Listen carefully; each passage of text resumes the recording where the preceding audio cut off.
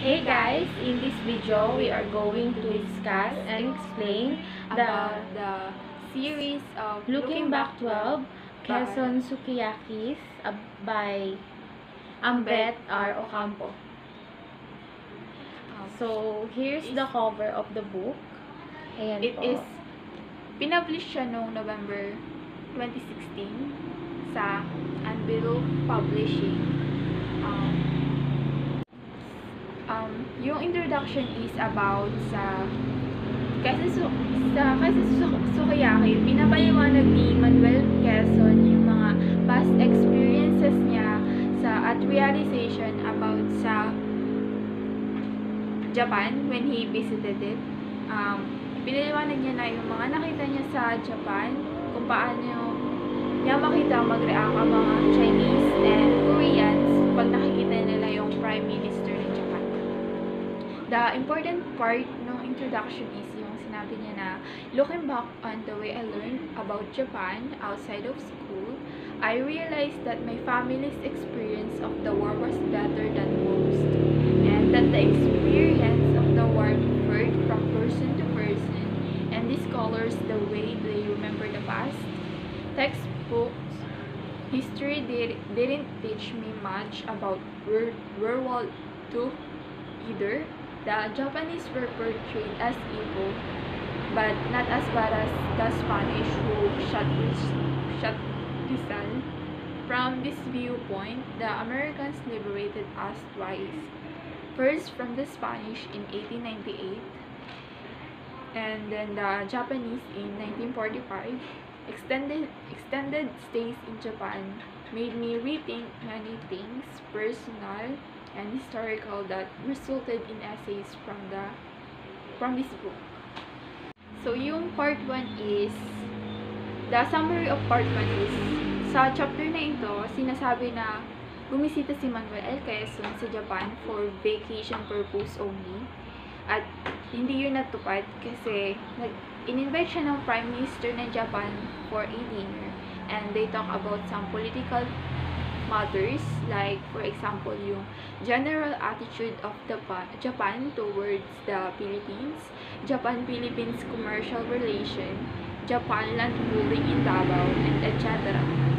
And also the Philippine delegation could visit Japan and stay the agricultural system, proposal to bring Japanese farm families to the Philippines to establish modern farms on government land, and etc.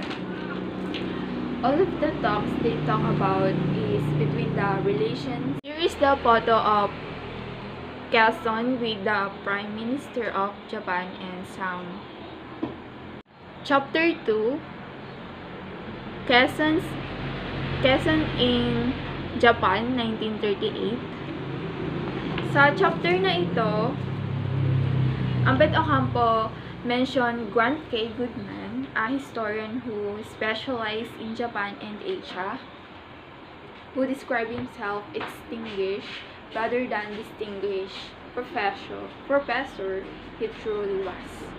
Ambet continued to tell the story of Manuel Quezon's visit in Japan, how things flow, kung paano siya pinoprotektahan ng mga bodyguards niya, and kung paano niya gusto maging privado yung pagbisita niya sa Japan, and all of that. The photo of Manuel L. Quezon and Quintin Paredes visiting Artemio Ricarte in Chapter 3 is the mysterious Luzon jars. This chapter is all about in this chapter, Dr. Jensitsu was mentioned, the Grand Master of the Urasenko School. Ambet was talking about the Luzon jars in this chapter, at kung paano nagkakapareho ang ginagawang seremonya ni Dr. Sens sa mga ginagawang seremonya ng isang pari o katolikong pari. When Ambet mentioned this, Dr. Sen smiled at him at sinabi na many of the tea masters of 16th century were Christians. Ambet Ocampo then asked Dr. Sen about the Luzon jars. Dr. Sen smiled and said, yes, at sinabi na meron siya nito sa bahay ni stock. For the Japanese, mahalaga at ina-adorn nila ang mga Luzon jars kasi dito nila pinipreserve yung mga tsaa nila, yung mga ginagawa nilang tsaa. Luzon jars were mostly can be found in Ilocos, Manila, and Pampanga. Here is the photo of Ambet R. Ocampo and Dr. Sen Jansitsu. Chapter 4 is all about Luzon Tubo Luzon jars. In this chapter, isinasalaysay ni Ambet Ocampo ang about sa Luzon Tubo Luzon jars na siyang gustong-gusto ng mga Japanese. Japanese likes it very much kasi dito nila ginagawa or nagpe-preserve ng mga tsaa nila. Ambet in this chapter mentioned about the article on Luzon Tubo by Kisino Hisashi in Japanese. Yung article nito is in Japanese. So, nanghingi siya ng tulong sa kaibigan niya sa Sofia University na i-translate ito. Then, he followed the footnotes to the letters of San Pedro Bautista, the Franciscan friar who worked in the Philippines before he was portrayed or martyred in Nagasaki in 1597, making him a saint. So, dito siya nakakuha ng mga information about. Here is the photo of the martyr in Nagasaki, Japan. Chapter 5 is more on the mysterious Luzon jars. Continuing of the story. Ambet mentioned here C.R. Boxer, eminent historian of Asia, known to Filipino historians for an anonymous 16th century manuscript of the Philippines referred to as a Boxer Codex. Ambet have a chit-chat with C.R. Boxer sa bahay nito sa London 2 decades ago. They talk about the map na unique din kagaya ng the Boxer Codex. At makikita sa map ang Luzon, proof na ang Luzon and its people were known by the Japanese. Luzon is pertains sa mga jars na imported from Luzon, na highly prized kasi gustong-gusto ito or gustong-gusto ng mga Japanese ito na pagpreserba ng tea or ng tsaa, tea leaves na ginagawa nilang tsaa. He also mentioned Naya Sukizaimon na bumalik sa Osaka, Japan nang may 50 Luzon jars na naipagbali niya ng mahal. So later on, Naya Sukizaimon, known as Luzon Sukizaimon, yung story niya is ginawang manga or comics na rin, and naging successful Japanese teleserye in 1970s. Ambet continued to research about the Luzon jars, kung bakit ba napakamahal nito and napaka-espesyal nito sa mga Japanese. Sinabi niya rin dito na ayaw maniwala ng mga Japanese na ang Luzon jars ay gawa sa Philippines. Ambet wish na sana ay makapag-research pa siya. Here is the photo of a simple Luzon jar or Luzon tubo. Chapter 6, Adventure with Soy Sauce. In this chapter, Ambet is struggling kung anong soy sauce yung gagamitin niya para sa adobong lulutuin niya. Hindi niya in-expect na madaming toyo or soy sauce ang pagpipilian sa market ng Japan. He mentioned different types or kinds of toyo or soy sauce na matatagpuan sa Japan. What I really like is yung white toyo na sinabi niya. Na despite its color, it had stronger taste. And hindi niya din nagagawang ma-discolor yung food na paggagamitan mo. It used for dipping sashimi from white fish.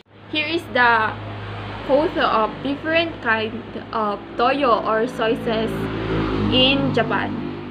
So, Chapter 7, Japanese origins of the Philippine halo-halo.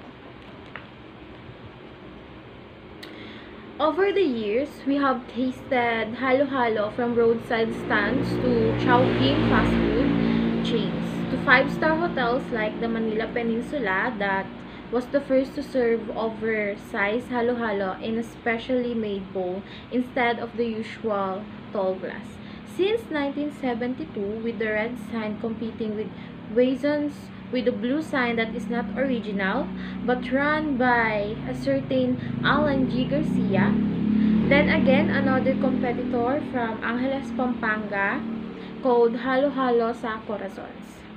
The best Halo Halo in Manila is in Milky Way Pasay Road. They use finely shaved ice, not crushed ice, and freshly stewed condiments. The origin of halo-halo can be traced to pre-war Japanese who specialize in preserving beans like mongo, carbazons, and kidney beans in a thick syrup. We have since indigenized it into a Philippine version of the Japanese kakigori. Another line business monopolized by the Japanese in the Philippines was what Japanese called Mongo-ya. Mongo is a Tagalog word meaning red beans. What was sold for 10 centavos was a plate full of cooked red beans heaped with ground ice, topped with sugar and milk. The business could be started with a small capital today, and some Japanese, after a few years of modest saving as a farming immigrants, turned a new leaf as proprietors of Mongo. Here is the photo of halo-halo. Our halo-halo traces its origin to the Japanese kakigori, but it has gone full circle and is also sold in Japan convenience store in the summer month as haro-haro, not as some Pinoy misread it as ilo-ilo. So, Chapter 8, Katipunan and the Emperor of Japan. In May 1986, according to the memoirs of Pio Valenzuela, the Japanese cruiser Congo docked in Manila commanded by a Japanese admiral named Kanimura, who was to pay courtesy calls to Spanish officials in Manila. Valenzuela was told about the visit by Jose Morito Tagawa, his Japanese friend married to a Filipina from Bukawi. He informed Andres Bonifacio and the leaderships of the Katipunan of the visit, and they agreed to arrange a meeting. Valenzuela recounted that Emilio Jacinto took charge of drafting a message addressed to the Emperor of Japan through the courtesy of the Admiral. Tagawa courteously offered to serve as interpreter and to introduce the committee members to the Japanese Admiral.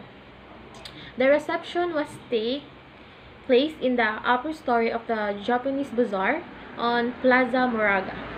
At 9 o'clock sharp, the members of the committee were all at my house at number 35 Calle Lave Zares. At exactly 10 o'clock, the Japanese Admiral arrived and Tagawa made the introductions and presented to the Admiral the message of the Katipunan that had been written by Jacinto. After the customary greetings, Jacinto delivered a brief speech of welcome to the Admiral in Tagalog that was translated to Japanese by Tagawa.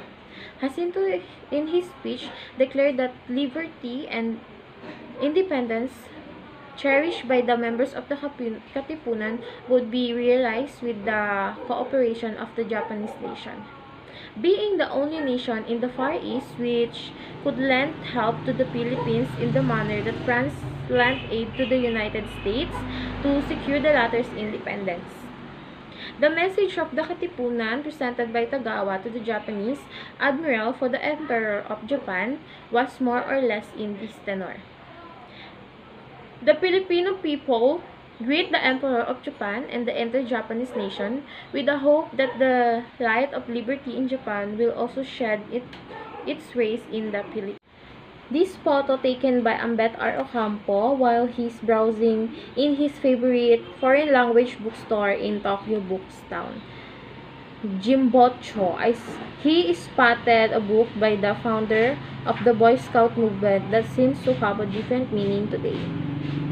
So this is chapter 9, Watermelons for a Japanese Admiral.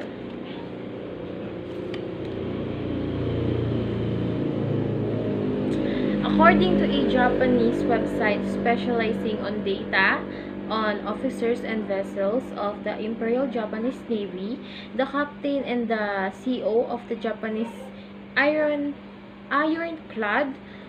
Congo from September 28, 1895 to November 16, 1896, and during its Southeast Asia tour from April 11, 1896 to September 16, 1896, was Serata Tasuku.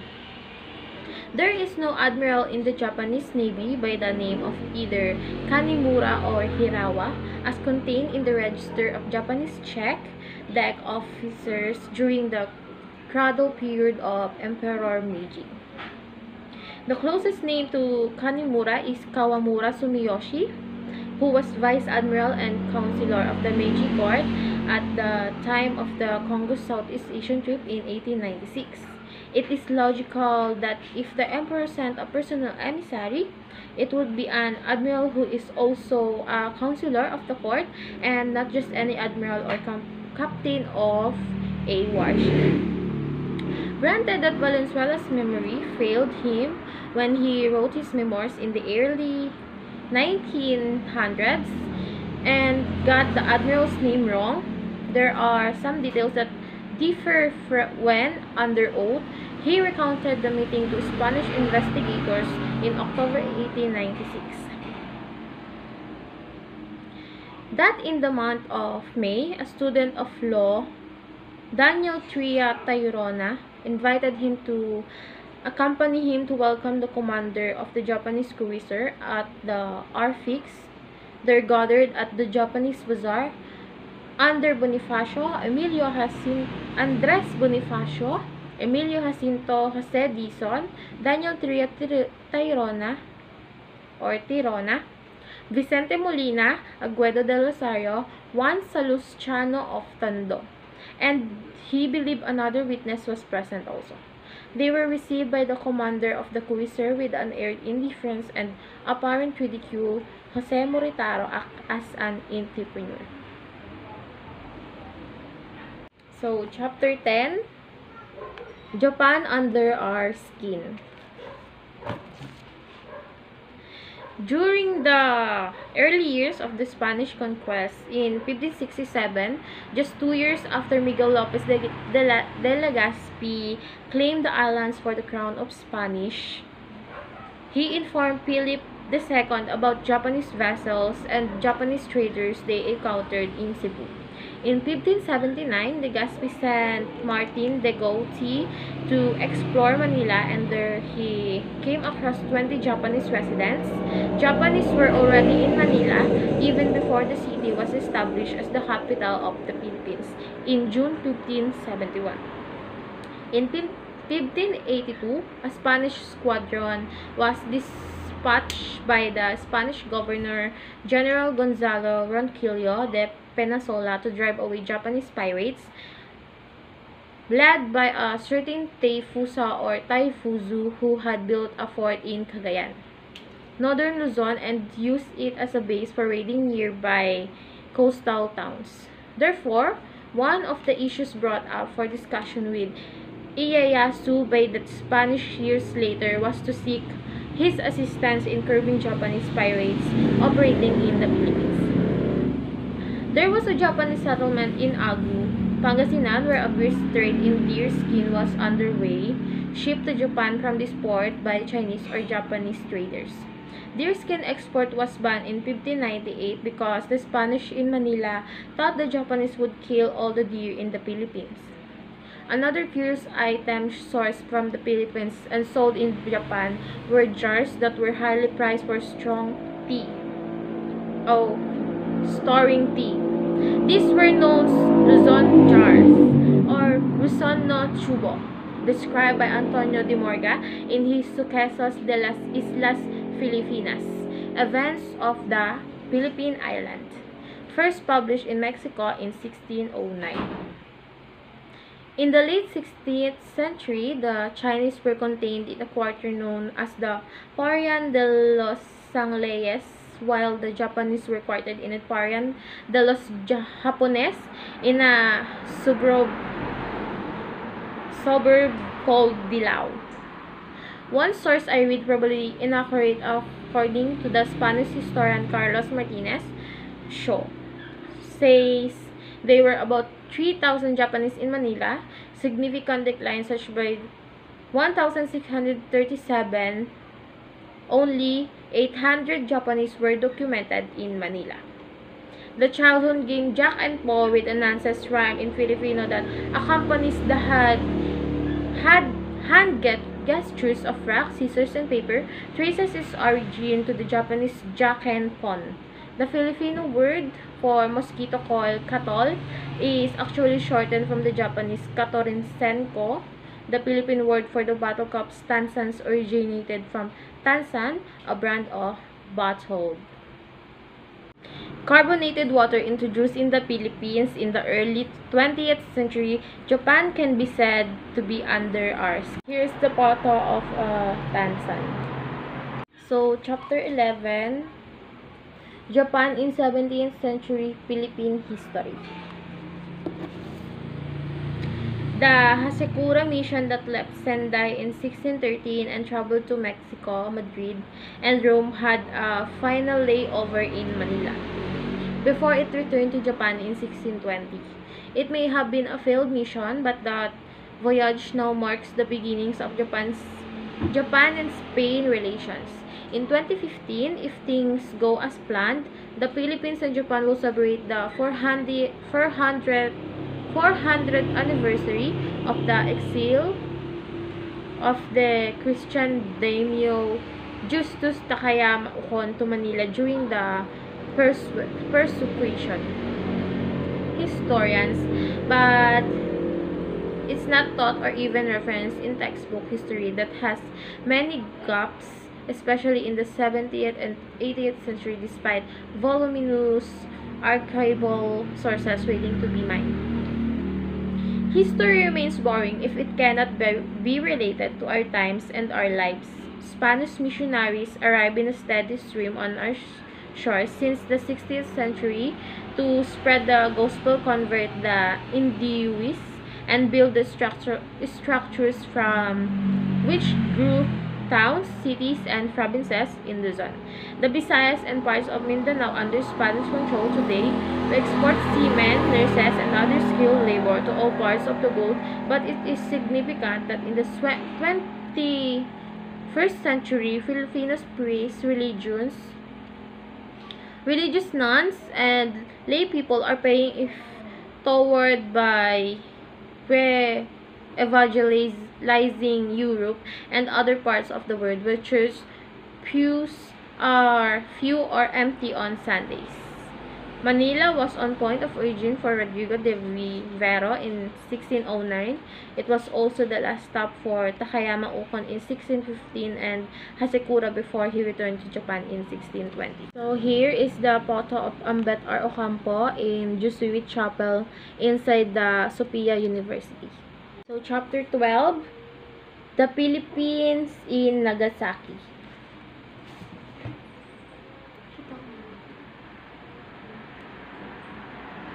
Nagasaki is a name most people associate with Hiroshima and the atomic bombs that hastened the end of the Second World War. The Nagasaki Peace Museum, built close to the hypocenter of the explosion, did not disappoint. Photos, artifacts, and videos were carefully curated to deliver the shock value that would make all visitors leave resolved that nuclear weapons should never be used ever again.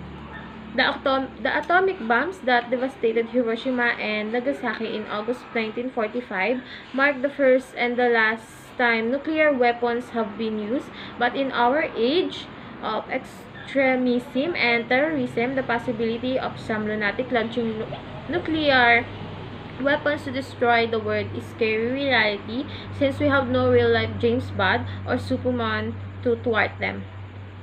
In February 1945, the Japanese Imperial Army, knowing they were on the losing end of the world, decided to torch Manila and massacred innocent civilian women, children, and seniors in the most barbaric ways. Infants tossed in the air and bayonet in front of their wailing mothers. Women brutally raped in front of helpless husbands. Fathers and brothers who were then shot or beheaded after the soldiers had satisfied their last. Violation did not stop there, as there were reports that Japanese soldiers then poked their hands into the private parts of dead women in search of money. Watches and jewelry they believed were hidden there. These things are not in the Japanese history, and if young Japanese learn of this, then maybe we get a strong resolution to prevent war and the use of nuclear weapons. The first Philippine reference found in Nagasaki trip was in the Peace Museum, where a timeline provided the chronology of events leading to the bombing of Hiroshima on August 6, 1945, with bomb that used uranium, and the bombing of Nagasaki on August 9, 1945, with a bomb that used plutonium. In May 1945, after a succession of meetings, targets were whittled down to 3: Kyoto, Hiroshima, and Niigata. Kyoto was taken off the list by U.S. Secretary of War Henry L. Stimson because he had visited Kyoto on his honeymoon before the war. So here's the photo of Ambet or Ocampo in a black memorial. So chapter 13, the marches of Nagasaki.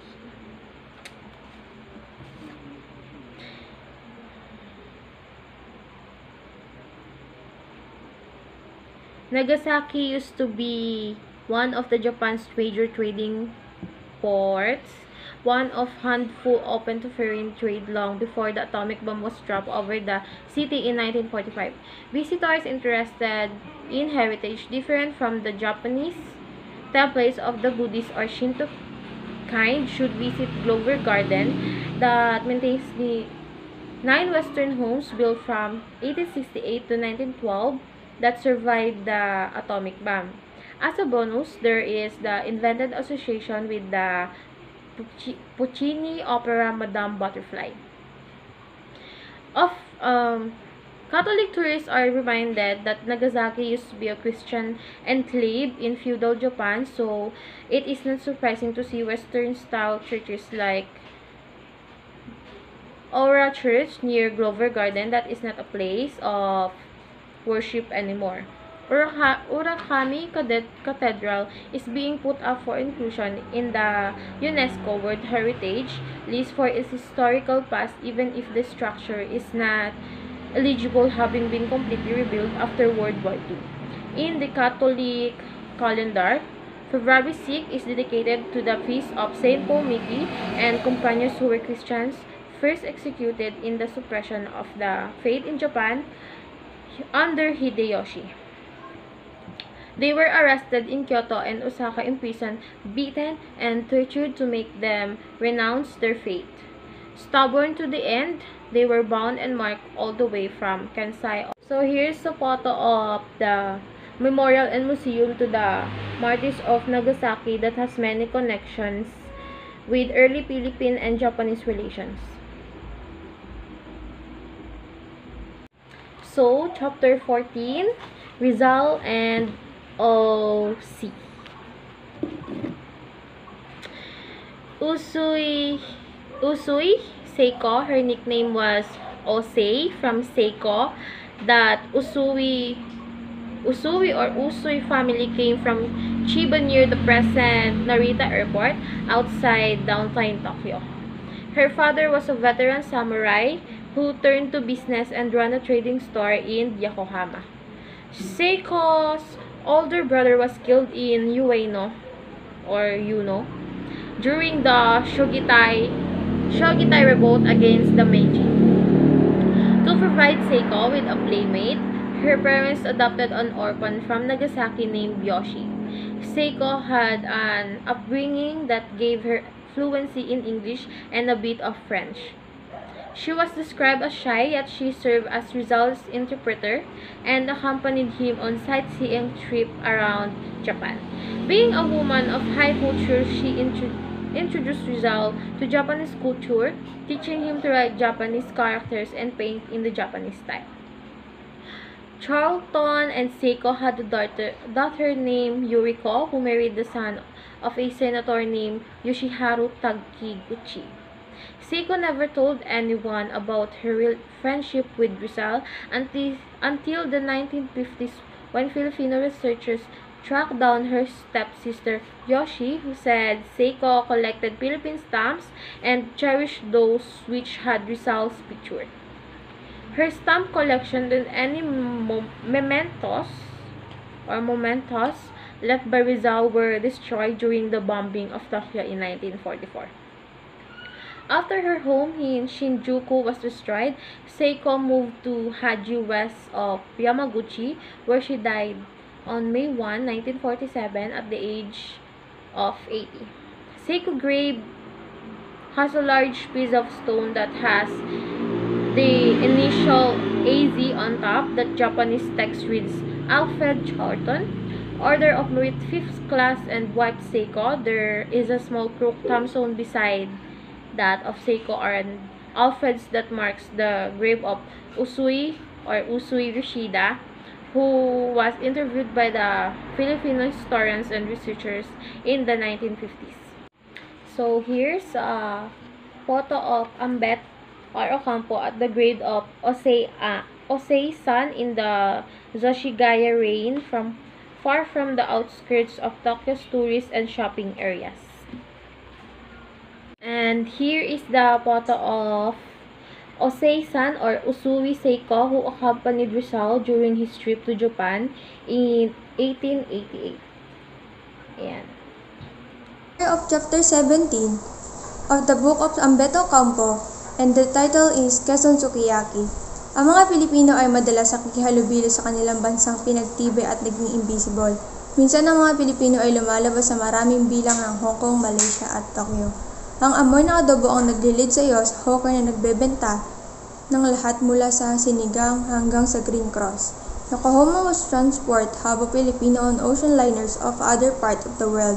I can retrace the step of Jose Rizal, Mariano Ponce, Juan Luna, Artemio Rocarte, and Manuel Luis Quezon. A memorial of Rocarte has been set up Yamashita Park. Ambassador is keen about the shared history, Japan and the Philippines. Mariano Ponce is the forgotten patriot who once formed the triumvirate with Rizal and Marcelo del Pilar. They were the prime movers of La Solidaridad. Visiting site will hopefully provide some context of Ponce letters from above address, from Gris Ponce postage stamp and postcard to Litomerize, once part of Austria, now is Zizek Public. In this place, Ponce hosted Prince, the second son of the King of Korea. This is a summary of chapter 18, page 90. Silk sock for president. We should oppose the remaining of any street name over 50 years old, since it's been sanctified by usage. In 1998, Ponce wrote of his life in Yokohama. I live in an exotic place outside the boundary on Yokohama. His address is 639 Miyokohi Yama, Kitaga, Korikugun. Expenses of December 1998. Winter overcoated $9.70. Trip to Kobe received the commission $7 $11.99, kitchen expenses, etc. $85 a blanket, Love of Japan top coat over houseware, $14.40 a portfolio, $43. 12 photographs, $14.40. Expenses for January 1999. Doctor and medicine, $17.70. Prostrate in 4 telegram, $49.80. House and servant, $20. Lavandera and small expenses, $15.50. Maaring hindi payagan ng Commission on Adult ang marami sa mga gastusin sa kadahilan ng personal ang mga ito. Nabigyang katwiran ni Ponce ang nasa itaas kung kinakailangan upang mapanatili ang magandang imahe sa mga taong nakikiramay sa layunin ng Pilipinas. This is a summary of Chapter 19, page 95, with Jakarta and Yokohama. Ang international labahay ng Japan sa Tokyo ay may isang sikat na sangguniang aklatan para sa mga aklat sa Japan, na may lock na bihirang estante na aklat na isang pribadong nakaprint na may aklat na Nippon ni Spring ni Esmeralda de Leon. Ang souvenir na ikalawang Pilipinong estudyanteng educational party to Japan in 1936. Ang tala-arawan ni Esmeralda de Leon ng 47 araw na paglalakbay sa Japan ay nagsasabing noong linggo ng Mayo 10, 1936, pagkatapos silang marinig ang misa sa Tokyo, sumakay sila ng taxi patungo sa Yokohama at nakilala ang tapon na General ng Revolusyon ng Pilipino at digmaang Pilipinong Ameriko, Artemilio Ricarte aka Viper. They didn't have address but located Ricarte's home. By inquiring from the U.S., Artemilio Ricarte and his family was probably the first Filipino restaurant in Japan established before World War II in Yokohama, where he lived in exile. Ricarte returned to the Philippines during the war by the Japanese military administration, where he founded the Makapili. By then, Ricarte was on the wrong side of history, and at the end of the war, he joined the training Japanese of the mountain of Ifugao, where he died of the old age in 1945. Scared of his own people, Ricarte lived too long. He died on the battlefield in the Philippine War on Independence. He would be a hero by joining a Japanese against his old enemy, US. He transformed from hero to heel. This is a summary of Chapter 20, page 101. A brain reserve in Yale. Leonardo Wood has gone down in the Philippine history in a bad way. Wood has against Philippinization of the government in the greater autonomy of the Philippines. Wood accepted the Governor-General of the Philippines only for a year. He is infamous for the Battle of the Badjao. Wood is often unfairly compared to his predecessor, the unwell-liked and well-remembered U.S. Governor Francis Burton Harrison, whose name remained in the street that connect Manila to Pasay. In 1925, Wood reported to Washington that the Moros of Lanao and the people of the Mountain Province wanted American rule to continue. Of the 28 bureau chief, only 4 Americans. The teacher under the Bureau of Education are more than 98.5 Filipinos. The insular auditor is an American. The deputy auditor is a Filipino. Outside of the school teacher, there is only a handful American holding position in the insular government. This is a summary of Chapter 21, page 106. Cleopatra's Nose, Wooden's Brain Tumor. Paano naging iba ang kasaysayan ng Pilipinas kung si Manuel Luis Quezon ay hindi pinatay ng TB at Leonardo Wood? Sa pamagitan ng tumor sa utak. Tinukay ko ang utak ni Leonardo Wood na mapanatili ngayon sa Yale University bilang isang teaser para sa pagsubaybay sa medisina at kasaysayan. Si Dr. Juan A. Aguilar, Vice Presidente ng Academy of Filipino Neurosurgeons, ay isang dalubhasa ng neurosurgery. Dr. Cushing performed the first time a dangerous brain surgery of this type of brain tumor had been performed successfully in 1910 at the Johns Hopkins Hospital in Washington, D.C. The surgeon removed the general brain with the patient recovering completely after surgery. During Wood returned to the Philippines but had reassurance of his sided weakness and was sent back to the U.S. by Dr. Cabot, who referred him to the Dr. Cushing. This is a summary of Chapter 22, page 112. JFK Diarrhea and History. This is a summary of Chapter 22, page 112. JFK Diarrhea and History. Leonardo Wood, brain tumor may have affected the way he ran in the U.S. as a governor-general. One-man disease changed the course of the history, one-man illness. Marcos survived the war assassination attempt and the political intrigue, only to die of organ failure in exile. In his first year in the White House, John F. K. Kennedy was plagued by stomach, colon prostrate, and urinary tract ailment. Doctor feed JFK a medical cocktail that include Lomotil, Metamolin, absence, UTI, and weight loss. When the president goes under the knife, the vice president is on a standby. What would have happened if Ninoy Aquino almost not suffering his first stroke? What if he was not allowed by Marcos to travel to US for treatment? Manuel Luis Quezon, medical note, provide sampling of his diet activity on president. This is a summary of Chapter 23, page 117.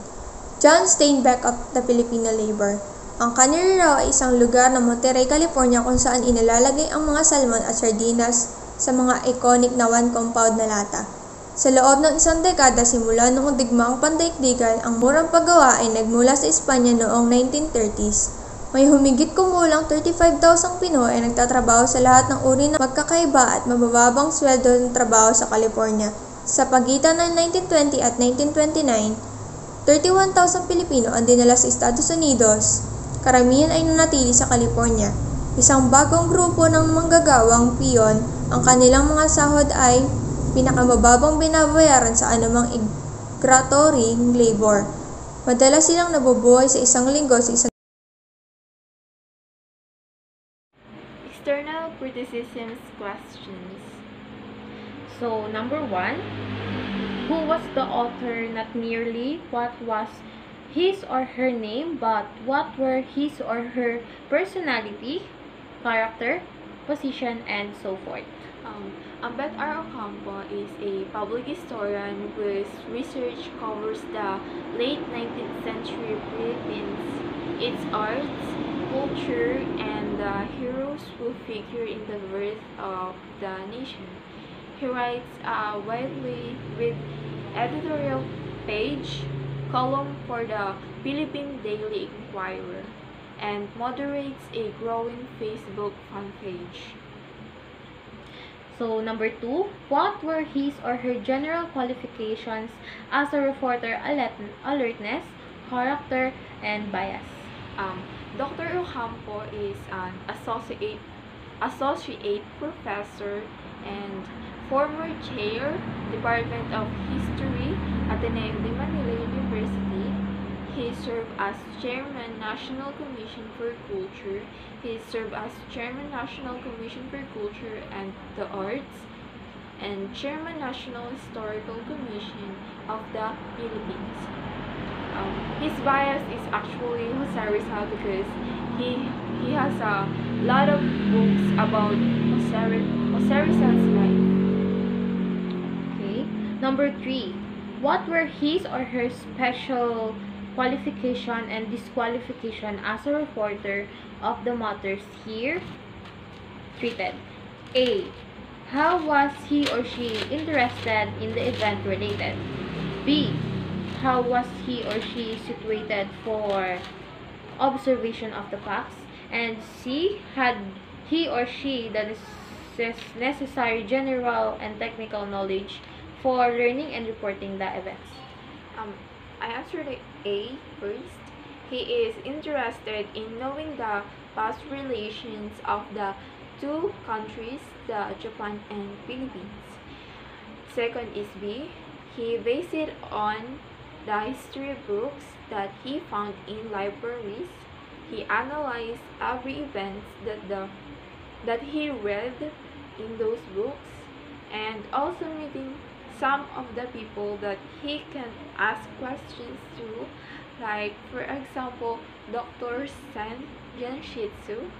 Letter C, yes, because Ambed is a public historian who covers the late 19th century Philippines art, culture, and the heroes who figure in the birth of the nation. By providing a clear explanation of the global context within which Philippine history has developed, he has played an important role in promoting an open-minded nationalism and international exchange. So, number 4, how soon after the events was the document written? For on purpose, the century of composition may be sufficient. For another, the very hour may be essential. For on purpose, the century of composition be sufficient. Ambet Ocampo's book of Quezon Sukiyaki was written in 2016. Ambet wrote it to share what he was found in his research about the past relations of Japan and Philippines. So, the Filipino people will know how the Japan influenced us and how our country influences Japan. Number 5.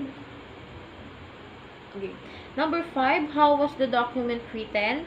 From memory, after consultation with others, after checking the facts, or by combining earlier trial drafts?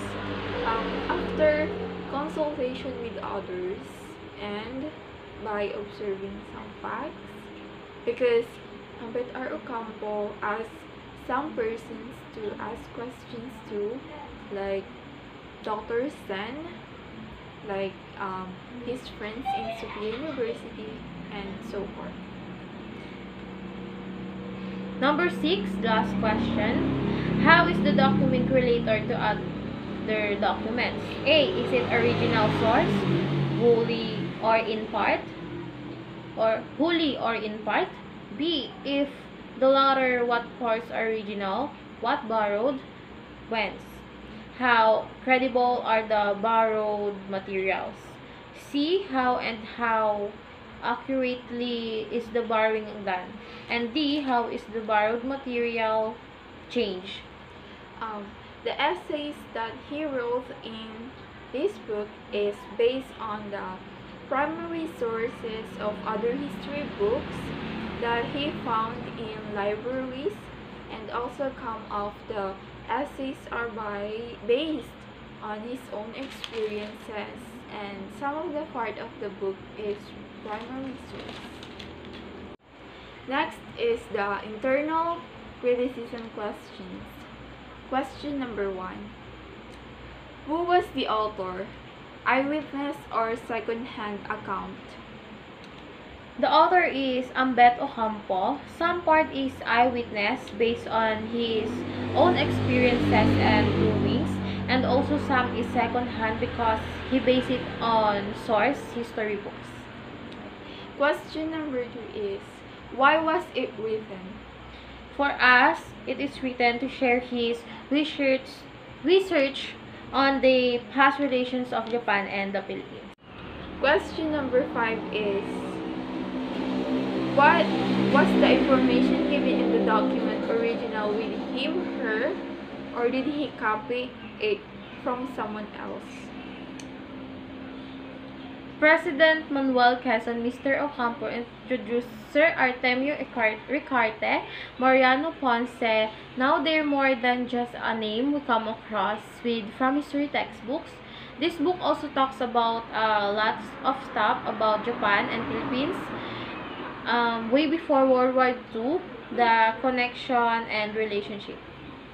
Question number 6 is, are the statements made in the document consistent with known level of intelligence, education, experience, and individual temperament of the purported writer? Yes, because the document agrees with all of the above in the questions. What the document states is how Japan's relationship with the Philippines went right or wrong. The author is well presented on each page. So this is the end of the video. We hope that you enjoyed and learned something new about the book Quezon Sukiyaki by Ambet R. Ocampo. So this is the end. Goodbye and thank you for watching.